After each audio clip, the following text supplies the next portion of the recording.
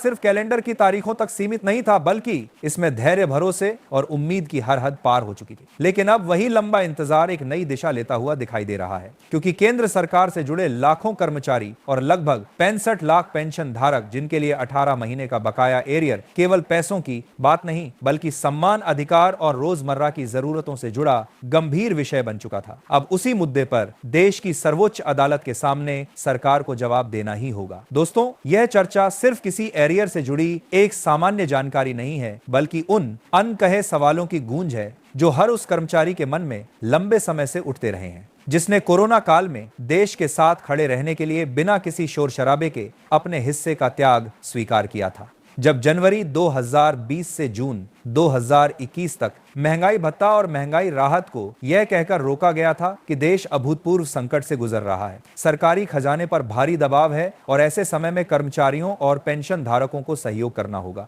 देश हित में यह सहयोग पूरी जिम्मेदारी के साथ किया भी गया। ना तो किसी ने सड़कों पर उतरकर विरोध किया और ना ही किसी ने काम रोकने जैसी चेतावनी दी। सबने मन ही मन समझौता किया, क्योंकि बात देश की थी। लेकिन समय बीतता गया, संकट पीछे छूट गया, अर्थव्यवस्था संभलने लगी, सरकारी राजस्व में मजबूती आई, जीएसटी और इनकम टैक्स के आंकड़ों ने नए कीर्तिमान बनाए और भारत दुनिया की प्रमुख अर्थव्यवस्थाओं में गिना जाने लगा। फिर भी यह सवाल आज तक बना हुआ है कि जो धन कर्मचारियों से अस्थायी रूप से रोका गया था, वह अब तक क्यों नहीं लौटाया गया? क्या त्याग का मतलब ये होता है कि अधिकार हमेशा के लिए छोड़ दिए जाएं? यही सवाल अब सीधे अदालत के दरवाजे तक पहुंच चुका है। 6 जनवरी का दिन इसलिए अहम माना गया क्योंकि उस दिन शीर्ष अदालत ने केंद्र सरकार से साफ और स्पष्ट शब्दों में पूछा कि यदि 18 महीने का एरियर 8% ब्याज के साथ दिया जाए तो उस पर कुल वित्तीय बोझ कितना आएगा। यह कोई भावनात्मक अपील नहीं, बल्कि एक बिल्कुल सीधा और तार्किक सवाल था। लेकिन उस दिन भी सरकार की ओर से ठोस जवाब नहीं आ पाया और यही कहा गया कि विभिन्न विभागों से आंकड़े इकट्ठा किए जा रहे हैं, गणना अभी पूरी नहीं हुई है और कुछ और समय चाहिए। यहीं से आम कर्मचारी के मन में वह सवाल और गहरा हो जाता है जो आज पूरे देश में चर्चा का विषय है कि क्या सरकार के पास अपने ही कर्मचारियों का वेतन और पेंशन से जुड़ा पूरा डाटा उपलब्ध नहीं है, या फिर असली चिंता यह है कि ब्याज जुड़ते ही रकम बहुत बड़ी हो जाएगी। अदालत ने सरकार की बात सुनी और अगली सुनवाई की तारीख 25 जनवरी 2026 तय कर दी। अब सरकार के पास लगभग 20 दिन का समय है जिनमें उसे यह स्पष्ट करना होगा कि 18 महीने के एरियर पर 8% ब्याज जोड़ने के बाद कुल खर्च कितना बनेगा। यही तारीख इसलिए निर्णायक मानी जा रही है क्योंकि इसके बाद केवल टालने का रास्ता शायद खुला ना रहे। आज हालात पहले जैसे नहीं हैं। जब एरियर रोका गया था तब देश महामारी से जूझ रहा था, लेकिन आज स्थिति स्थिर है, राजस्व मजबूत है और सरकारी खर्च लगातार बढ़ रहा है। ऐसे में कर्मचारियों और पेंशन धारकों की यह मांग कि उन्हें उनका बकाया ब्याज सहित मिलना चाहिए किसी भी तरह अनुचित नहीं लगती,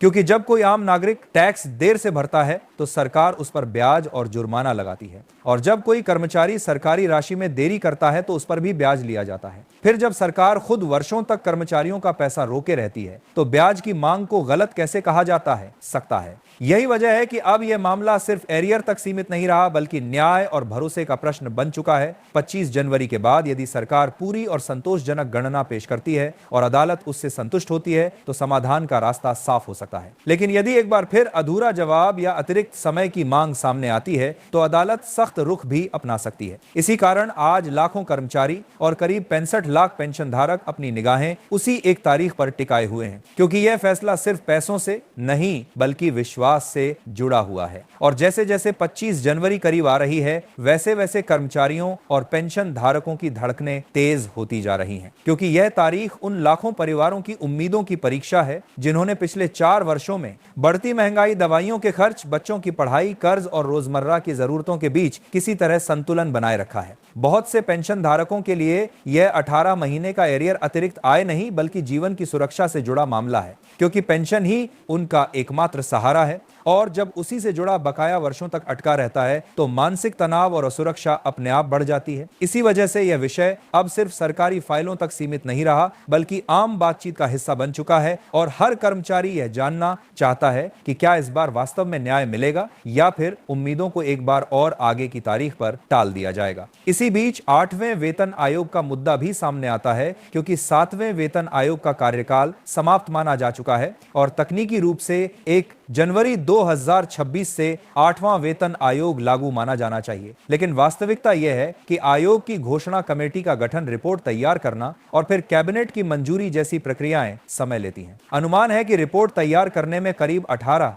महीने लगेंगे और उसके बाद ही अंतिम फैसला होगा। यही कारण है कि 25 जनवरी की तारीख केवल कैलेंडर नहीं बल्कि उम्मीद की अंतिम सीढ़ी बन जाती है। और अगर फिर स्पष्ट जवाब नहीं आया तो निराशा और गहरी होगी। 8वें वेतन आयोग की प्रक्रिया भी यही दिखाती है कि समय आगे बढ़ रहा है, व्यवस्थाएं बदल रही हैं, लेकिन पुरानी गांठें अभी खुलनी बाकी हैं। भविष्य का एरियर तभी सुकून देगा जब अतीत का कर्ज चुकाया जाएगा। महंगाई भत्ते की बढ़ोतरी यह सिखाती है कि जब दबाव बनता है, सवाल पूछे जाते हैं, तथ्य सामने आते हैं, तभी फैसले होते हैं। यह लड़ाई चुप्पी की नहीं, जागरूकता की है। जागरूक कर्मचारी कभी उग्र नहीं होता, वह केवल सच बोलता है। और सच यह है कि 18 महीने का एरियर दया नहीं, मेहनत की कमाई है, भरोसे की कीमत है। अगर यह भुगतान ब्याज समेत किया गया तो यह केवल एक केस का निपटारा नहीं बल्कि मिसाल बनेगा कि कठिन समय में त्याग करने वालों को भूला नहीं जाता और आने वाली पीढ़ियां सीखेंगी कि देश के लिए दिया गया बलिदान व्यर्थ नहीं जाता। इसी विश्वास के साथ आज हर कर्मचारी और पेंशनर 25 जनवरी की ओर देख रहा है, किसी गुस्से के साथ नहीं बल्कि संयम के साथ, क्योंकि उन्होंने हमेशा संयम दिखाया है और यही संयम उनकी सबसे बड़ी ताकत है। और शायद यही ताकत एक दिन उन्हें उनका पूरा हक दिलाएगी। इतिहास में हमेशा वही याद रखे जाते हैं जो शांति से डटे रहते हैं और अंत में सच की जीत होती है। यही विश्वास आज भी जीवित है कि देर भले हो, न्याय मिलेगा, और जब मिलेगा तो यह केवल पैसों में नहीं बल्कि आत्मसम्मान में महसूस होगा। जय हिंद। Jump bulletin.